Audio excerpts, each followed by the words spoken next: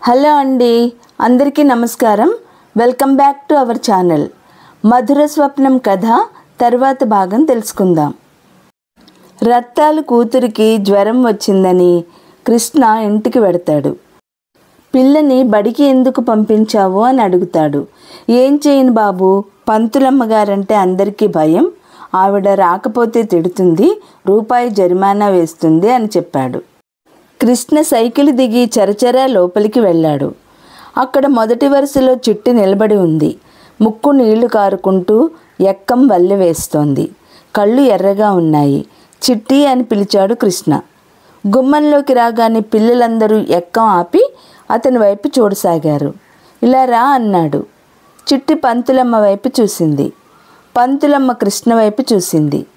ఆమె వయసు 20-22 సంవత్సరాల మధ్య ఉంటుంది. ఆరోగ్యంగా చామన ఛాయగా ఉంది. ఎవరు మీరు అంది. నేను ఈ ఊరికి డాక్టర్ని. చిట్టికి ఫ్లూ. మీరు స్కూల్కి రాకపోతే రూపాయి జరిమానా వేస్తారనే భయంతో చిట్టి స్కూల్కు వచ్చింది మేడం. మీరు పిల్లలకి విద్య చెప్పే గురువు. వాళ్ళ దగ్గర నుంచి డబ్బులు లాగాలని చూడడం ఘోరం. అతని వైపు ఆ యువతి ఆశ్చర్యంగా చూసింది. అతను చరచరా లోపలికి వచ్చాడు. చిట్టిని చేయి పట్టుకుని యువతలకి తీసుకురాబోయాడు. ఆగండి, ఆ అమ్మాయి అరిచినట్టుగా అంది. మీరు డాక్టర్ అవ్వచ్చు, దేవుడు అవనివ్వండి. ఇది నా క్లాసు.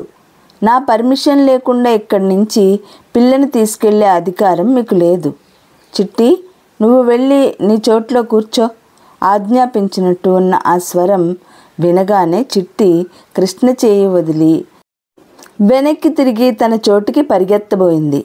కృష్ణ చిట్టి చేయి పట్టి ఆపాడు. మేడం, నేను డాక్టర్ని అని చెప్పాను. మీరేం చేస్తున్నారో తెలుసా? చిట్టిని ఇక్కడ ఉంచి చిట్టికి ఉన్న ఈ ఫ్లూ మిగతా ఈ పిల్లలందరికీ అంటుకునేలా చేస్తున్నారు.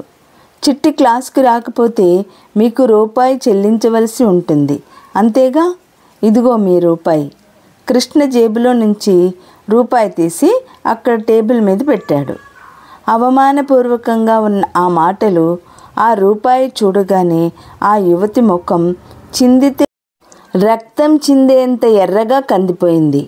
నేను రూపాయి కోసం కక్కుర్తి పడుతున్నానని మీకెవరు చెప్పారు?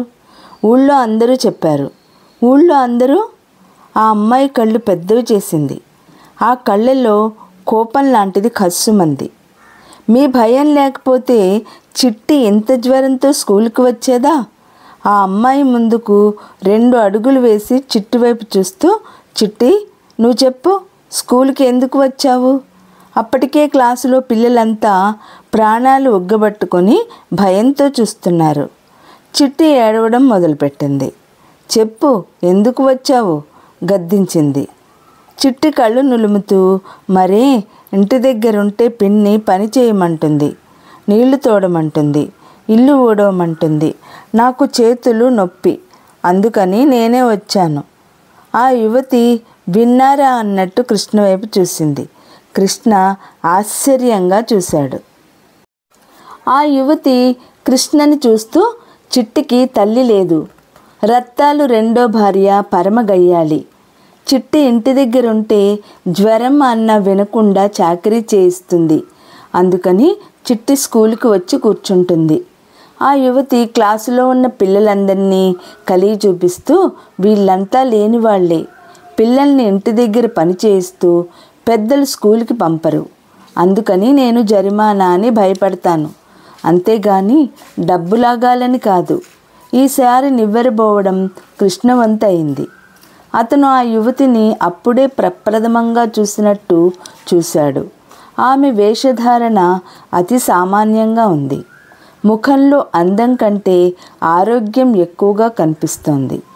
తీరైన తలకట్టు, పొడగాటి ముక్కు, కళ్ళు మాత్రం నిర్భయంగా నిజాయితీని ఆసరా చేసుకున్న దృఢమైన మనస్తత్వం కలిగిన మనసు ప్రతిబింబింపచేస్తున్నట్టుగా ఉన్నాయి.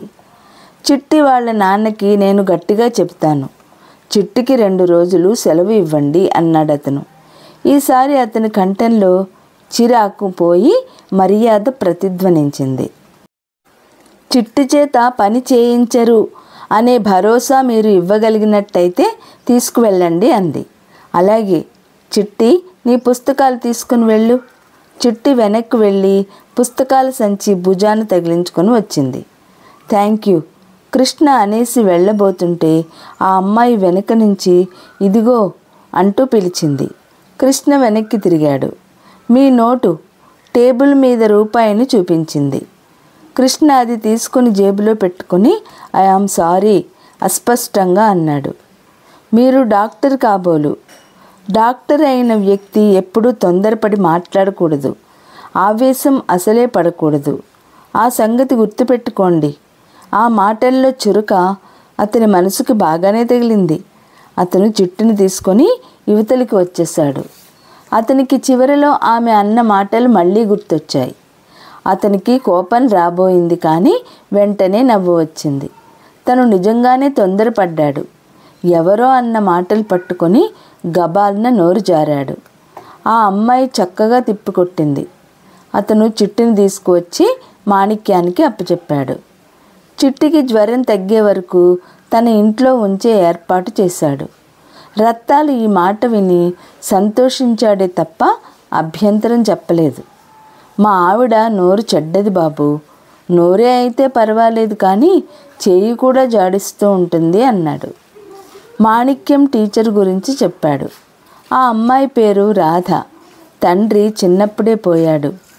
మేనమామ దగ్గర పెరుగుతోంది. తల్లి ఉంది, BA పాస్ అయింది. వేరే చోటుకి ఉద్యోగానికి తల్లి వెళ్ళనీయలేదు.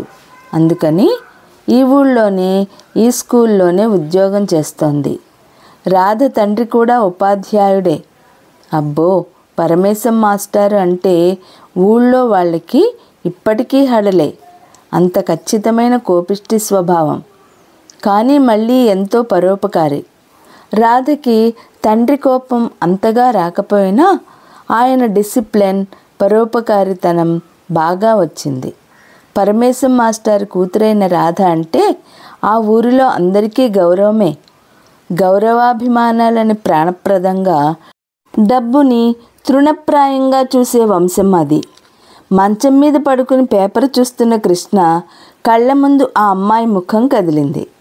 ఆ అమ్మాయిని తను రూపాయికి కక్కుర్తిపడే స్వభావంగా చిత్రించి మాట్లాడగానే ఆ కళ్ళు, కస్సుమంటూ లేచిన అభిమానం అతనికి మరీ మరీ గుర్తు వస్తోంది. ఈసారి ఎప్పుడైనా కలిస్తే మనస్ఫూర్తిగా మరోసారి సారీ చెప్పాలి అనుకున్నాడు అతను. సాయంత్రం అయింది. కృష్ణ పక్క ఊరికి వెళ్ళి బ్యాగ్ చేత పట్టుకుని నడిచి వస్తున్నాడు. సైకిల్ పాడైంది, రిపేరుకి ఇచ్చాడు. 2 రోజుల నుంచి అతను చుట్టుపక్కల ఊళ్ళకి కాలినడకనే వెళ్తున్నాడు. కాలువ ఒడ్డున నడిచి వస్తుంటే అతని మనసు ఎంతో సేదతీరుతున్నట్టుగా ఉంటుంది. ఒక్కోసారి సైకిల్ మీద వస్తుంటే రకరకాల పక్షులు గుంపులు గుంపులుగా వెళ్తూ కనిపిస్తాయి. కృష్ణ ఒక పాదం భూమి మీద ఆనించి ఆకాశం వైపు తలెత్తి చూస్తూ నిలబడిపోతాడు. అతని మనసు స్వేచ్ఛగా, సంతోషంగా ఆ పిట్టల్లాగానే ఉన్నట్టుగా అనిపిస్తుంటుంది. కృష్ణ వస్తుంటే ఎదురుపడ్డ పల్లెవాళ్ళు, రైతులు పలకరిస్తూనే ఉంటారు. అతను తల వంచుకుని నడిచి వస్తుంటే కిలకిలలు వినిపించాయి. అటు తిరిగి చూశాడు. అక్కడ కాలువలో కాళ్ళు కడుక్కుని అమ్మాయిలు కిలకిలలాడుతూ కబుర్లాడుతూ పైగట్టుకి ఎక్కి వస్తున్నారు. కృష్ణని చూడగానే డాక్టర్ గారే, డాక్టర్ గారు అంటూ గుసగుసా వినిపించాయి. కృష్ణ తలెత్తి చూశాడు. ఎదురుగా వస్తున్న అమ్మాయిల్లో సీత కూడా ఉంది. నెత్తిన పచ్చగడ్డి మోపు, కుడి చేతిలో టిఫిన్ క్యారియరు ఉంది. ఆ అమ్మాయిని చూడగానే కృష్ణ నవ్వుతూ డాక్టర్ గారు బాగున్నారా అని పలకరించాడు. సీతాలు సిగ్గుపడిపోయింది.